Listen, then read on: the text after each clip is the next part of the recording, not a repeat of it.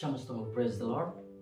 परमेश्वर महिमा हो जे परमेश्वर मते सुंदर समय दे से वाक्य आपमान सम्मुख में रखा निमंते पुणी समस्त को बिप्लक्स यूट्यूब चैनल रे स्वागत जनाऊँगी। आपण माने देखि पारिथिबे जे थंबनेल रे आजिर टॉपिक टी कोन अटे। आज मु जल बाप्तिस्म विषय रे कहबाको चाहे। आमे समस्त जानू जे लोकल चर्च दुई प्रकार ऑर्डिनेंस पालन करती। प्रथमटी है जल बाप्तिस्म, द्वितीयटी है प्रभुभोज। ऑर्डिनेंस रो अर्थ होची प्रधानीकृत आज्ञा। या को जदि आमे अन्य शब्द रे जदि कहिबा महान आदेश, जहा कि यीशु ख्रीष्ट निजे पालन करबा निमंते आदेश देछन्ति। यदि यीशु ख्रीष्ट हमको पालन करबा निमंते आदेश देछन्ति ताहेले यह जानिबा गोटे गुरुत्वपूर्ण अटे। तो आसंतु आमे बाप्तिस्म विषय रे जानिबा। प्रथम रे देखिबा बाप्तिस्म कोन।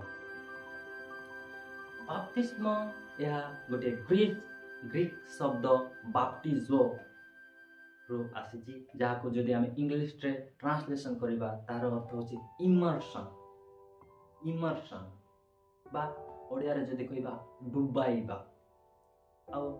डुबाइबा रो अर्थ या को आमे पानी रे डुबाइबा। आमे देखिलु जे बाप्तिस्म रो अर्थ कोन डुबाइबा। पुणी आमे देखिबा आमे बाप्तिस्म काहे कि नै थाउ। अनेक लोकंकर अनेक अनेक धारणा रही जे अनेक लोक एक प्रकार भावते आमे बाप्तिस्म एति पई नेबा जे आमे परित्राण पाइलु, एक प्रकार भावते, किंतु ताहा भूल।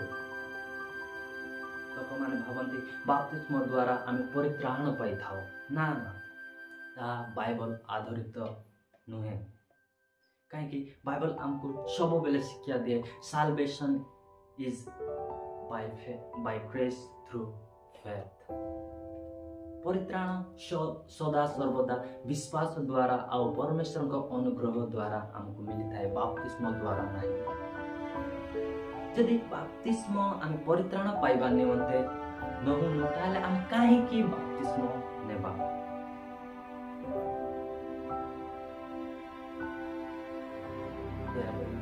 बाहर करंतु माथ्यू लिखित सुसमाचार तार 28 अध्याय तार 18 रु 20 पद पर्यंत।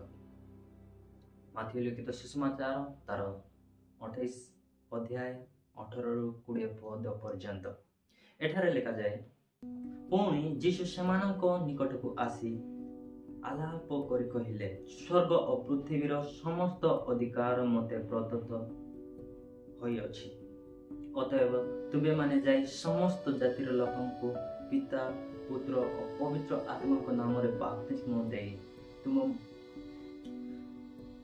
मानन को जेउ जेउ आज्ञा देई अछि से सब पालन करबा को शिक्षा देई से मानन को शिष्य करो। एठाने आमे देखो अछि यीशु ख्रीष्ट जेते बेले मृत्यु पुनरुत्थान हेले से पिता परमेश्वर ठारे पृथ्वीर आउ स्वर्गर समस्त अधिकार प्राप्त होछन्ति। आउ से अधिकार द्वारा से शिष्य मानन को आदेश दउछन्ति जे तुमे जाई कि कोन समस्त जातिर लोक मानन को प्रचार सुसमाचार प्रचार करी आउ जे लोक विश्वास करबे समान को बाप्तिस्म दे जहा कि यीशु ख्रीष्ट शिखाई छथि ताहा पालन करबा निमंते आदेश देउछन्ति। यार अर्थ होची आमे एथि पई बाप्तिस्म नेबा जे एहा गोटे आज्ञा। बाप्तिस्म नेबा होची गोटे आज्ञा बहुतार कार्य। आमे बाप्तिस्म द्वारा परित्राण पाई न थाउ, किंतु परित्राण पाई अछि तेणु करी आमे बाप्तिस्म नै थाउ। जते बेले आमे बाप्तिस्म न सेते बेले आमे पब्लिकली घोषणा करू जे मु यीशु ख्रीष्ट को मोर प्राणकर्ता मोर उद्धारकर्ता ग्रहण करी सारी अछि। आ बाप्तिस्म द्वारा ताहा आमे प्रकाश करथाउ। ता सहित यह गोटे आज्ञा आ से आज्ञार ପାଳନ କରିଥାଉ। ଆଉ ଅନେକ ଲୋକ ଭାବନ୍ତି ମୁଁ ଏବେ ବାପ୍ତିସ୍ମ ନେବି ନାହିଁ, ଯେତେ ପାରିବି ସେତେ ପାପ କରିବୁ, ତାପରେ ବାପ୍ତିସ୍ମ ନେବି, ତାପରେ ମୁଁ ପରିତ୍ରାଣ ପାଇବି, ଏହା ଭାବନ୍ତି। କିନ୍ତୁ ଏହା ସମ୍ପୂର୍ଣ୍ଣ ଭୁଲ ଧାରଣା। କାହିଁକି ନା ପ୍ରଥମେ ପରିତ୍ରାଣ ମିଳିଥାଏ। ପରିତ୍ରାଣ କି ପ୍ରକାର ମିଳିଥାଏ? ଯୀଶୁଖ୍ରୀଷ୍ଟଙ୍କୁ ବିଶ୍ୱାସ କରିବା ଦ୍ୱାରା। ଆଉ ସେଇ ପରିତ୍ରାଣ ପାଇଥିବାରୁ କ'ଣ? ବାପ୍ତିସ୍ମ ନିଆଯାଏ।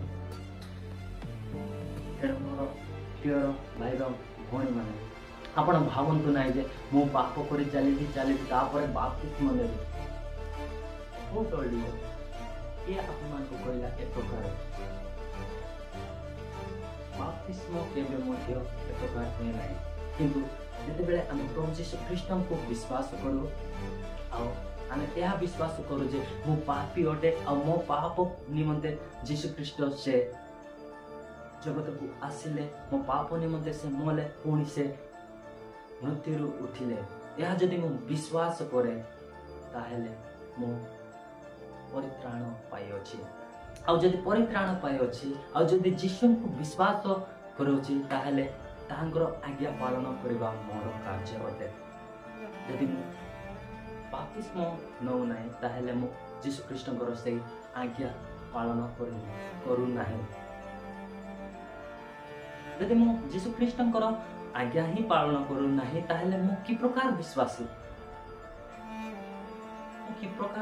ଯଦି ଯୀଶୁଖ୍ରୀଷ୍ଟଙ୍କୁ ମୁଁ ତାଙ୍କର ଆଜ୍ଞା ପାଳନ କରୁନାହିଁ।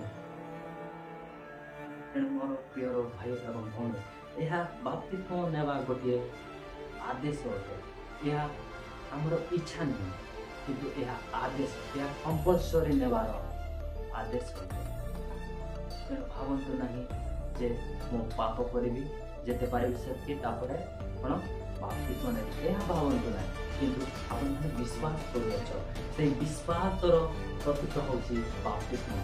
ବାପ୍ତିସ୍ମ ନେବା ଦ୍ୱାରା ଆମେ ଏହା ଡିକ୍ଲେୟାର କରୁଛୁ, ଏହା ଘୋଷଣା କରୁଛୁ ଯେ ଯୀଶୁଖ୍ରୀଷ୍ଟ ମୋ ପାଇଁ ମଲେ, ପୁଣି ସେ ମୃତ୍ୟୁରୁ ଉଠିଲେ ମୋ ପାଇଁ। ଏହା ଆମେ ଘୋଷଣା କରିଥାଉ, ଆଉ ମୁଁ ତାଙ୍କର ଫଲୋୱର ହେଲି, ଏହା ପବ୍ଲିକଲି ଘୋଷଣା କରିଥାଉ ବାପ୍ତିସ୍ମ ଦ୍ୱାରା। ଆମେ ଦ୍ୱିତୀୟ ବିଷୟ ଦେଖିବା, କିଏ ବାପ୍ତିସ୍ମ ନେଇପାରେ? Who can be baptized? ଆମେ ଯଦି ଦେଖିବା ଏହି ବିଷୟରେ ମଧ୍ୟ ଅନ୍ୟ ଲୋକର ଅନ୍ୟ ଧାରଣା ରହିଅଛି। କିଏ ଶିଶୁ ବାପ୍ତିସ୍ମ ବିଶ୍ୱାସ କରନ୍ତି, କିଏ ଅଡଲ୍ଟ ବାପ୍ତିସ୍ମ ବିଶ୍ୱାସ କରନ୍ତି, ଆଉ କିଏ ବିଶ୍ୱାସୀ ଓ ବାପ୍ତିସ୍ମ ବିଶ୍ୱାସ କରନ୍ତି। କିନ୍ତୁ ବାଇବଲ କ'ଣ କହେ? ବାଇବଲ କେଉଁ ବିଷୟକୁ ସପୋର୍ଟ କରୁଅଛେ? ଦୟାକରି ମୋ ସହିତ ବାହାର କରନ୍ତୁ ପ୍ରେରିତ ତାର 2:41 ଏଠାରେ ଲେଖାଯାଏ, ସେଥିରେ ଯେଉଁମାନେ ତାହାଙ୍କ ବାକ୍ୟ ଗ୍ରହଣ କଲେ ସେମାନେ ବାପ୍ତିଜିତ ହେଲେ। ଆଉ ସେଇଦିନ ପ୍ରାୟ 3,000 ଲୋକ ମଣ୍ଡଳୀ ସହିତ ସଂଯୁକ୍ତ ହେଲେ। ଆଉ ଆମେ ଏଠାରେ ଦେଖୁଛୁ, ଯେତେବେଳେ ପେଣ୍ଟିକୋଷ୍ଟ ଦିବସରେ ପବିତ୍ର ଆତ୍ମାର ଉତ୍ତୀର୍ଣ୍ଣ ହେଉଛନ୍ତି, ସେହି ସମୟରେ ସମସ୍ତେ ଅନ୍ୟ ଭାଷାରେ କଥା କହିବାକୁ ଲାଗିଲେ। ଆଉ ଯେଉଁମାନେ ଦେଖୁଥିଲେ ସେମାନେ କେହି କହୁଛନ୍ତି ଏମାନେ ପରମେଶ୍ୱରଙ୍କ ବିଷୟ ଘୋଷଣା କରୁଅଛନ୍ତି, ଆଉ କେହି ତୁଚ୍ଛ କରୁଛନ୍ତି ଯେ ଏମାନେ ମାତାଳ ହେଉଛନ୍ତି, ଏ ପ୍ରକାର। କିନ୍ତୁ ଯେତେବେଳେ ଏହା ପିତର ଶୁଣୁଅଛି, ଆଉ ସେ ସମସ୍ତ ବିଷୟକୁ ବୁଝାଇବାକୁ ଲାଗିଲେ। ଆଉ ଯେତେବେଳେ ସେ ବୁଝାଇ ସାରି ସେ କହୁଅଛନ୍ତି 36 ପଦରେ ଲେଖା ଅଛି, ଅତଏବ ସମସ୍ତ ଇସ୍ରାଏଲ କୁଳ ନିଶ୍ଚୟ ଜାଣନ୍ତୁ ଯେ ଯେଉଁ ଯୀଶୁଙ୍କୁ ଆପଣମାନେ କ୍ରୁଶରେ ବଧ କଲେ, ତାହାଙ୍କୁ ଈଶ୍ୱର ପ୍ରଭୁ ଓ ଖ୍ରୀଷ୍ଟ ଉଭୟ ପଦରେ ନିଯୁକ୍ତ କରିଅଛନ୍ତି। ଏଠାରେ ସମସ୍ତ ବିଷୟ ବୁଝେଇ ସାରି ପିତର କହୁଅଛନ୍ତି, ହେ ଇସ୍ରାଏଲର ଲୋକମାନେ, ତମେ ଯେଉଁ ଯୀଶୁଙ୍କୁ କ୍ରୁଶରେ ବଧ କଲ, ତାକୁ ଈଶ୍ୱର ଉଭୟ ପ୍ରଭୁ ଏବଂ ଖ୍ରୀଷ୍ଟ ପଦରେ ନିଯୁକ୍ତ କରୁଅଛନ୍ତି। ଆଉ ଯେତେବେଳେ ସେମାନେ ଏହିସବୁ ବିଷୟ ଶୁଣୁଅଛନ୍ତି, ଆମେ ଯଦି ଦେଖିବା 37 ପଦ, ଏଠାରେ ଲେଖା ଅଛି, ଏହି କଥା ଶୁଣି ସେମାନଙ୍କ ହୃଦୟ ବିଦୀର୍ଣ୍ଣ ହୋଇଗଲା। ଇଂଲିଶରେ ସେମାନଙ୍କର ହୃଦୟ ବିଦୀର୍ଣ୍ଣ ହୋଇଗଲା। ଆଉ ସେଇ ସମୟରେ ସେମାନେ ପଚାରିବାକୁ ଲାଗିଲେ ପିତରଙ୍କୁ କ'ଣ କରିବୁ? କିନ୍ତୁ ପିତର ସେମାନଙ୍କୁ କହୁଛନ୍ତି ମନ ପରିବର୍ତ୍ତନ କର ଆଉ ନିଜ ନିଜ ପାପ କ୍ଷମା ନିମନ୍ତେ କ'ଣ ବାପ୍ତିସ୍ମ ନିଅ। ଆଉ ଯଦି ଏବେ ଦେଖିବା 41 ପଦରେ, ସେଥିରେ ଯେଉଁମାନେ ତାହାଙ୍କର ବାକ୍ୟ ଗ୍ରହଣ କଲେ ସେମାନେ ବାପ୍ତିଜିତ ହେଲେ। ଆଉ ଏହି ପଦ ଦ୍ୱାରା ଆମେ ଜାଣୁଛୁ ଯେ ବାପ୍ତିସ୍ମ କେବଳ ବିଶ୍ୱାସୀ ମାନଙ୍କୁ, ସେ କେତେ ବୟସର ତାହା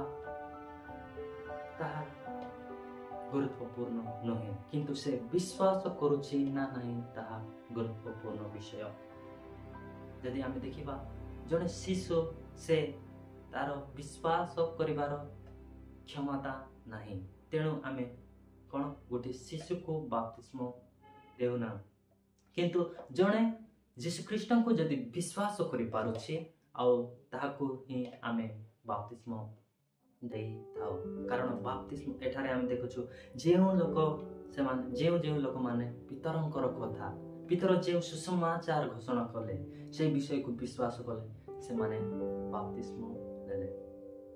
ତ ମୋର ପ୍ରିୟର ଲୋକମାନେ, ଆଉ ଯେଉଁମାନେ ମଧ୍ୟ ପରମେଶ୍ୱରଙ୍କର ସୁସମାଚାର ଘୋଷଣା କରୁଅଛନ୍ତି, ତ ଆପଣମାନେ ଯେତେବେଳେ ଜଣେ ଲୋକଙ୍କୁ ବାପ୍ତିସ୍ମ ଦେଉଅଛନ୍ତି, ଆପଣମାନେ ନିଶ୍ଚିତ ହୁଅନ୍ତୁ ଯେ ସେମାନେ ବିଶ୍ୱାସ କରୁଛନ୍ତି ନା ନାହିଁ। କାରଣ ବେଳେବେଳେ ଅନେକ ଲୋକ ଅଛନ୍ତି, ତାଙ୍କର ଫ୍ୟାମିଲିର ପ୍ରେସର, ତାଙ୍କର ଫ୍ୟାମିଲି ବାଧ୍ୟ କରିବା ଦ୍ୱାରା ସେମାନେ ବାପ୍ତିସ୍ମ ନେଇଥାନ୍ତି, ସେମାନେ ତାଙ୍କ ସ୍ୱ ଇଚ୍ଛାରେ ନିଅନ୍ତି ନାହିଁ। ତେଣୁ ଯେତେବେଳେ ମଧ୍ୟ ବାପ୍ତିସ୍ମ ଦେଉଛ, ସେ ସମୟରେ ବାପ୍ତିସ୍ମ ବିଷୟରେ ଶିକ୍ଷା ଦେବା ଆବଶ୍ୟକ ରହିଅଛି। କାରଣ ଅନେକ ସମୟରେ ସେମାନେ ଯୀଶୁଖ୍ରୀଷ୍ଟଙ୍କ ଠାରେ ବିଶ୍ୱାସ କରିନଥିଲେ ମଧ୍ୟ ପରିବାର ବାଧ୍ୟ କରିଥିବାରୁ ସେମାନେ ନେଇଥାନ୍ତି, କିନ୍ତୁ ତାହା ବିବ୍ଲିକାଲ ବା ବାଇବେଲ ଆଧାରିତ ନୁହେଁ। ତ ଯେତେବେଳେ ଆପଣମାନେ ବାପ୍ତିସ୍ମ ଜଣଙ୍କୁ ଦେଉଛନ୍ତି, ନିଶ୍ଚିତ ହୁଅନ୍ତୁ ଯେ ସେମାନେ ଯୀଶୁଖ୍ରୀଷ୍ଟଙ୍କୁ ନିଜର ଉଦ୍ଧାରକର୍ତ୍ତା ଭାବରେ ଗ୍ରହଣ କରିଅଛନ୍ତି।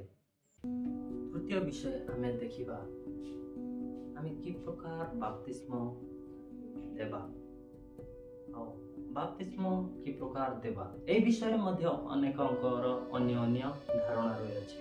କିଏ ତ ସ୍ପ୍ରିଙ୍କଲିଂ ବାପ୍ତିସ୍ମ ଦେଇଛନ୍ତି, କିଏ ତ ଇମର୍ସନ ବାପ୍ତିସ୍ମ, ଏହାର ଅର୍ଥ କିଏ କ'ଣ ଛିଞ୍ଚା ବାପ୍ତିସ୍ମ ଦିଅନ୍ତି, ଆଉ କିଏ ଡୁବନ ବାପ୍ତିସ୍ମ ଦେଉଛନ୍ତି। କିନ୍ତୁ ବାଇବଲ ଆମକୁ କ'ଣ ଶିକ୍ଷା ଦିଏ? ଦୟାକରି ବାହାର କରନ୍ତୁ ମୋ ସହିତ ମାର୍କ ଲିଖିତ ସୁସମାଚାର ତାର 1 ଅଧ୍ୟାୟ ତାର 10 ପଦ।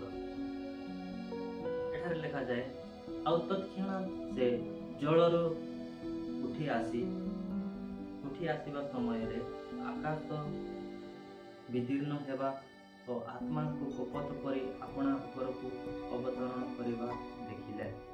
ଏଠାରେ ଆମେ ଦେଖୁଅଛୁ ଯୀଶୁଖ୍ରୀଷ୍ଟଙ୍କର ବାପ୍ତିସ୍ମ ବିଷୟରେ। ଆଉ ଯୀଶୁଖ୍ରୀଷ୍ଟ ଯେତେବେଳେ ବାପ୍ତିସ୍ମ ନେଲେ, ସେ କି ପ୍ରକାର ବାପ୍ତିସ୍ମ ନେଇଥିଲେ?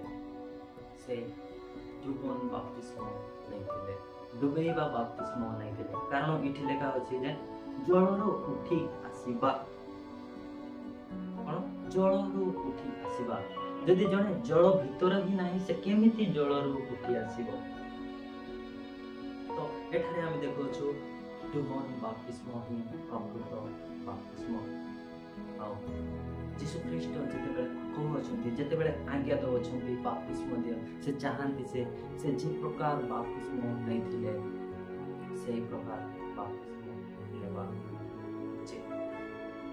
ଆଉ ସ୍ପ୍ରିଙ୍କଲିଂ ବାପ୍ତିସ୍ମ ତାହା ବାଇବଲ ଆଧାରିତ ନୁହେଁ, କିନ୍ତୁ ଆମେ ଯେତେବେଳେ ବାପ୍ତିସ୍ମ ଦେଉଛୁ ବା ନେଉଛୁ, ଆମକୁ ଜଳରେ ଡୁବେଇବା ବାପ୍ତିସ୍ମ ଦେବା ଦରକାର। କାରଣ ଆମେ ଯଦି ଦେଖିବା ରୋମୀୟ ପୁସ୍ତକ ତାର 6 ଅଧ୍ୟାୟରେ, ସେଠାରେ ପ୍ରେରିତ ପାଉଲ ଏକ୍ସପ୍ଲେନ୍ କରୁଛନ୍ତି ଯେ ବାପ୍ତିସ୍ମ ଦ୍ୱାରା କ'ଣ ପିକ୍ଚର ଆମମାନଙ୍କ ମନରେ ଆସିଥାଏ।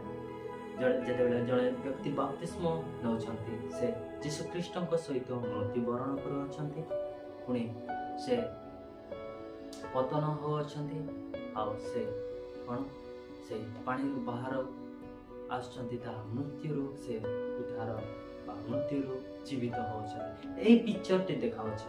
ଆଉ ଯଦି ଆମେ ସ୍ପ୍ରିଙ୍କଲିଂ ବାପ୍ତିସ୍ମକୁ ଦେଖିବା, ସେଇ ପିକ୍ଚର ଆମକୁ ଦେଖାଏ ନାହିଁ। ତେଣୁ ମୋର ପ୍ରିୟର ଭାଇ ଏବଂ ଭଉଣୀମାନେ, ଯେତେବେଳେ ବାପ୍ତିସ୍ମ ନେଉଛ ତମେ ଜାଣ ଯେ ଏହା ବିବ୍ଲିକାଲ ନା ନାହିଁ।